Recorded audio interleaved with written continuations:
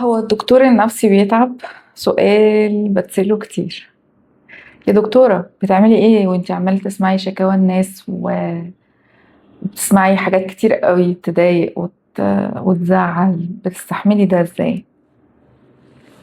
هو حقيقي الدكتور النفسي بني آدم، بيتعب، بيتضغط، بيتألم، بيجيله وقت بيبقى مش قادر ان هو يتحمل. ولكن الدراسة بتاعته علمته حاجات كتير وأدوات كتير، ولو هو دكتور بجد شاطر فهو هيعلم الناس الحاجة اللي يعلمها لنفسه أصلا. يعني لو هو عدى من صعوبات كتيرة فتعلم ازاي يتعامل معاها وازاي يواجهها، فهيبدأ يعلم الشخص اللي جاي يطالب منه المساعدة، هيبدأ يعلمه بالفعل من تجربة أكتر بكتير من كلام تنظيري. لأنه لو أنت بتنظر وبتقول كلام عبارة عن نصايح وبس، مش هتوصل للي قدامك ومش هيحس بيها. ولكن لو انت كلمته من قلبك وقلت له ايوه انا مريت بحاجة شبه كده قبل كده وعديت بحاجة زيك وعملت واحد اتنين تلاتة، ده بيساعد كتير. حاجة كمان انه الدكتور النفسي مش مطلوب منه ان هو يكون منقذ للشخص اللي قدامه، بحيث ان هو يعني هيعمل مكانك. يعني انا مش هحل الامتحان بتاعك مكانك، انا بس بقولك الادوات. ولكن بجد حقيقي حقيقي بيبهروني العملاء بتوعي، شاطرين جدا جدا. انا بس بقول لهم على الخطوات، على الطريقة، بنغير شوية افكار غلط. بعد ما يبدأ ان هو تفكيره يتغير ودماغه تتغير ويبدأ يفكر بشكل مختلف، هو بيبدأ يفاجئني بقى، يفاجئني ويبهرني بتصرفات جميلة جدا، بمواقف أخدها بشجاعة، بأن هو يعمل حاجات ما كانش يقدر ان هو يعملها قبل كده. ف العلاج النفسي مش سحر، ولكن ما اقولكش على النتائج بتاعته لما بقى بالفعل انت بتبقى غيرت حاجة في نفسك. فعلا بتلاقي الواقع بتاعك بيتغير، بتلاقي الناس اللي حواليك بدأوا يعاملوك بشكل مختلف، بتلاقي نظرة الناس ليك مختلفة، علشان انت غيرت عندك حاجة. بقيت واثق في نفسك اكتر، بقيت مش بيهمك كلام الناس ولا رأي حد، بقيت بتحط نفسك رقم واحد بدون أنانية. احط نفسي رقم واحد واحب الناس برضو واحب لهم الخير، ولكن ما اذيش نفسي، ما دمرش نفسي، ما ظلمش نفسي، ما اجيش على نفسي عشان خاطر حد تاني، عشان خاطر كلام الناس، عشان خاطر رأي الناس فيا. كل ده لما بنبدأ نعدله ويتغير ويتطور مع الوقت، ده بيخلي انا كهيئة، كأسلوب، كطريقة بتغير، بكون شخص مختلف، بتكلم بشكل مختلف، بيبدأ الناس اللي حواليا يستقبلوا كلامي، يستقبلوا أسلوبي، يستقبلوا طريقتي بطريقة مختلفة. أحداث حياتي كمان بتبدأ تتغير. سبحان الله ده بيحصل. يعني لا يغير الله ما بقوم حتى يغيروا ما بأنفسهم. انت بتتغير، فبتلاقي احداث حياتك تبدأ تتغير، تبدأ تظهر فرص جديدة. طيب هل رتم الحياة بيفضل بقى ايه، يفضل ماشي كده على طول زي الفل وكل حاجة ماشية تمام؟ لا، هو بيبقى زجزاج. يعني بمعنى ايه؟ انا صلحت حاجة فتبدأ تظهر لي حاجة كويسة في حياتي وفرصة جديدة، وبعدين بعد فترة تظهر لي حاجة تانية تضايقني، وابدا اتضايق، وتبدا انها تضغط عليا عشان اغيرها، فابدا ان انا اغيرها، فتبدا الدنيا تتحسن تاني، وبعدين تظهر لي حاجه جديده فتضايقني، فابدا احاول ان انا اغير في نفسي، وهكذا. وتفضل الدنيا كده ماشيه. ايه التحسن؟ بيبقى شبه الزجزاج، ما بيبقاش فجأة مرة واحدة بتبقى زي الفل، ولكن هو بيبقى زجزاج طالع نازل. طيب أنا بدأت أتغير وبدأت ألاقي فعلا حاجات بتتغير، بس واجهتني صعوبة، بدأ يسيطر عليا أفكار، رجعت أفكر تاني في الماضي، ده مش معناه ان حصل لك انتكاسة ولا ان شغلك على نفسك كل الفترة اللي فاتت دي تروح على الارض. ده معناه ان انت في حاجة جديدة ظهرت عشان تشتغل عليها اكتر، عشان خاطر تبذل مجهود فيها. ولكن المجهود على فكرة، عشان الناس بتبقى يعني متخيلة ان المجهود رهيب، يعني ان انا اتغير وان انا اكون احسن. لا خالص. كل اللي انت بتعمله ان انت بتشوف الافكار اللي جايه لك دي هي جايه تقول لك ايه. يعني الفكره اللي جايه او الحاجه اللي مضايقاك جايه توجعك فين، تقول لك ايه؟ تقول لك ان انت مش كفايه، تقول لك ان انت مظلوم، تقول لك ان انت متهان. هي جايه تقول لك ايه بالظبط؟ وبتشوف الحاجه دي حستك بايه، وبعد ما بتشوف هي حستك بايه بتبدا ان انت تدي ده لنفسك. يعني بيبقى المشكلة ان انا مش بتعامل مع نفسي بالرحمة الكافية، يعني مش بحب نفسي بالشكل الكافي لسه. يا دكتورة انا بقيت بحب نفسي اكتر من الاول، ده انا ما كنتش بحب نفسي خالص، ده انا كنت بفضل الناس. لسه في اكتر، لسه محتاج تحب لسه نفسك اكتر، لسه في زيادة. فلو ظهر لك موقف من بره، الموقف ده مضايقك جدا، فهو جاي يقول لك رسالة ان انت محتاج تحب نفسك اكتر، تاخد قرار عشان خاطر نفسك، تغير في طريقة تفكيرك حاجة، تفضل نفسك في حاجة، تنصر نفسك في حاجة، تنصر نفسك في حاجة معينة. تمام. فلما ببدأ أدي لنفسي الحب، الرحمة، الطبطبة، طيب يا دكتورة أنا اللي ظاهر لي في حياتي واللي واجعني دلوقتي حاجة مش باين لها حل، يعني معقدة جدا، مشكلة كبيرة قوي، مش باين لها أي حل. قعدت وطبطبت على نفسي، وقعدت كلمت نفسي حلو، وقعدت قلت لنفسي كل الكلام الجميل، حاولت ان انا اشيل الضغط من عليا، حاولت ان انا افضفض، حاولت ان انا اخرج، حاولت ان انا اتفسح، حاولت ان انا اعمل حاجات عشان خاطر اشيل المشكلة دي من دماغي، بس مش قادر. هنا بيبقى خلاص وصلنا لمرحلة اللي هي مرحلة المضطر. أمن يجيب المضطر إذا دعاه ويكشف السوء ويجعلكم خلفاء الأرض. فخلاص انت وصلت لمرحلة المضطر اللي هو ايه؟ يا رب ليس لها من دون الله كاشف. انا اشتغلت على نفسي وعملت كل اللي اقدر عليه، وغيرت افكاري، ووثقت في نفسي زيادة، وما بقيتش بظلم نفسي، وبقيت بنصرها، وبقيت بقول لنفسي كلام كويس، وبقيت بشتغل على نفسي وادربها واطور من عقلي، وبعمل كل حاجة تطور مني. بقيت باخد بالي من صحتي، بقيت باخد بالي من اني ما اكلش مثلا اكل وحش، بقيت بحاول اكل اكل صحي، بقيت بعمل رياضة. انا عمال شغالة على نفسي في كل الجوانب، بحبها من كل الجوانب. بس برضو في حاجة هي صعبة جدا ومش عارف هي ممكن تتغير ازاي، فانا متضايق، انا زعلان.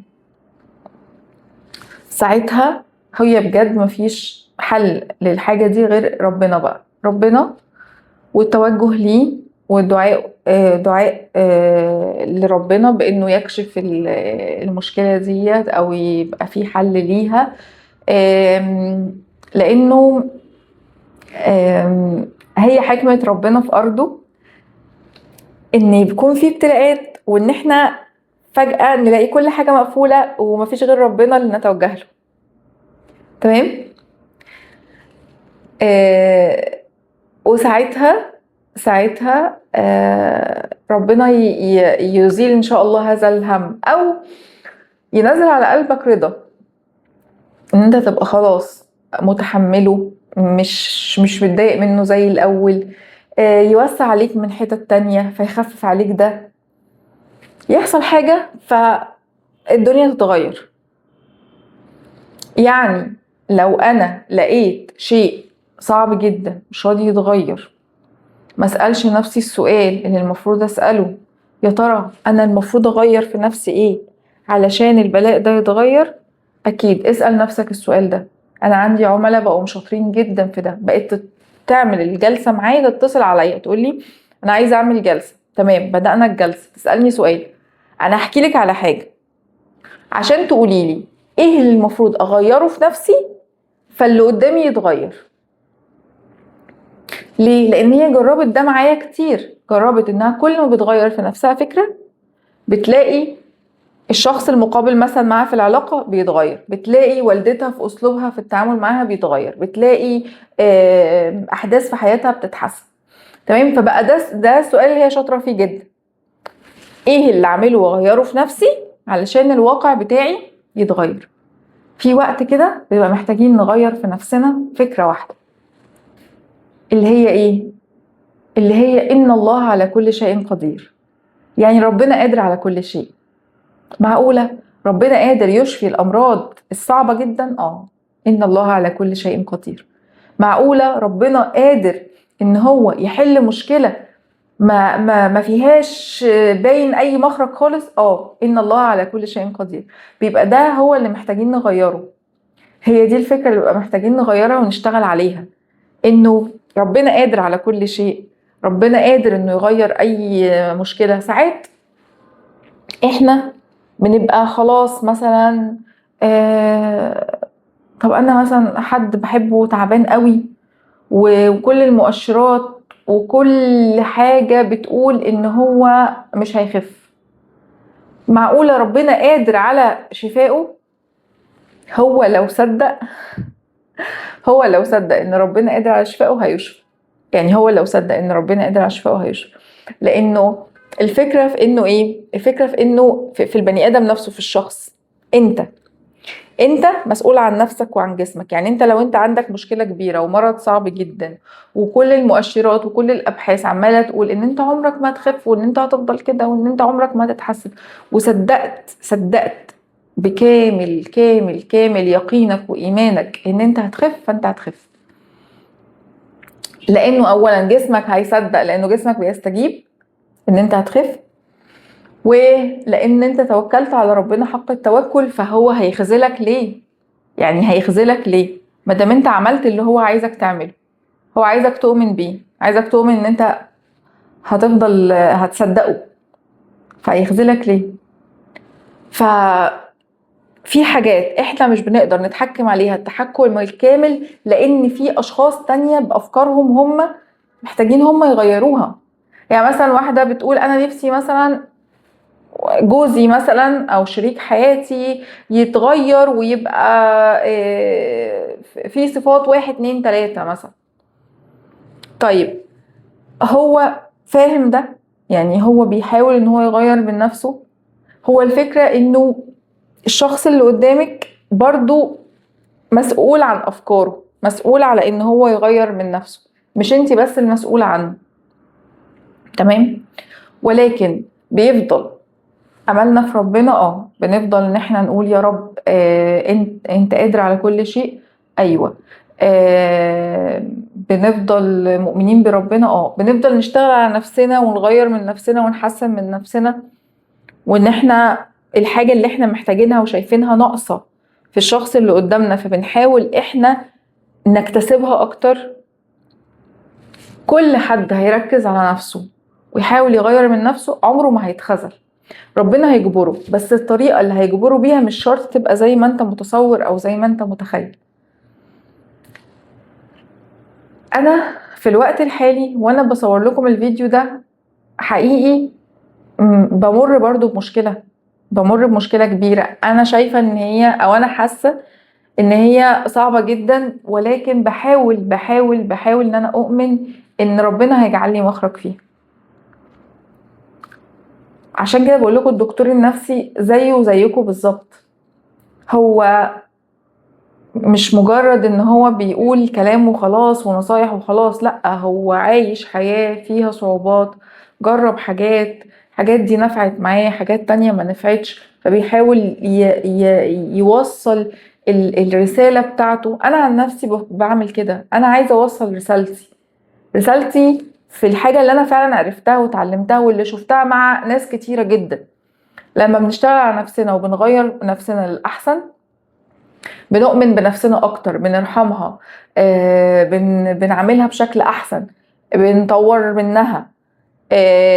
كل ما نشتغل على نفسنا اكتر كل ما احداث حياتنا بتتحسن. شفتها في نفسي وشفتها في ناس كتيرة جدا. تلاقي شغلك بيتحسن، الشغل اللي انت فيه يتغير لشغل افضل، تلاقي العلاقات اللي حواليك التعامل فيها يبقى احسن ويبقى افضل، وهكذا لحد ما تلاقي من وقت للتاني حاجة شبه الحجر قدامك وانت مش عارف تتصرف فيها، مش عارف تعمل ايه، وتقول لنفسك كده انا جربت كل حاجة بس مفيش حاجة بتتغير. لا، انت في حاجات لسه ما جربتهاش، لسه ما وصلتلهاش، انت لسه ما جربتش كل حاجة. ربنا لا متناهي، مفيش نهاية لطرقه.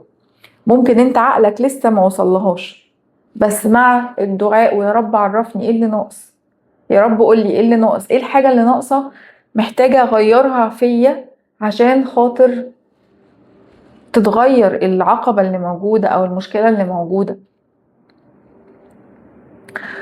ف بتمنى لكم حقيقي لكل حد بيسمع الفيديو ده دلوقتي ان هو ما يبطلش يؤمن في نفسه، ما يبطلش يؤمن بربنا، ما يبطلش يؤمن بان الحلول موجودة حتى لو لسه ما تنزلتش على عقلك ودماغك دلوقتي، وان الحكمة لسه ما ظهرتلكش دلوقتي، بس هتظهر لما تهدى، لما تبدأ مشاعرك تهدى، لما تبدأ تثق اكتر في ربنا هتظهر، هتلاقي الحكمة ظهرت، هتلاقي فرصة ظهرت. بس مع كل عسر هتقابله دايما هيكون في يسر، ومع كل عسر هتقابله هتلاقي بعده اليسر. يعني في وسط العسر هتلاقي معاه يسر، وبعد ما العسر يخلص هتلاقي برضو بعده يسر.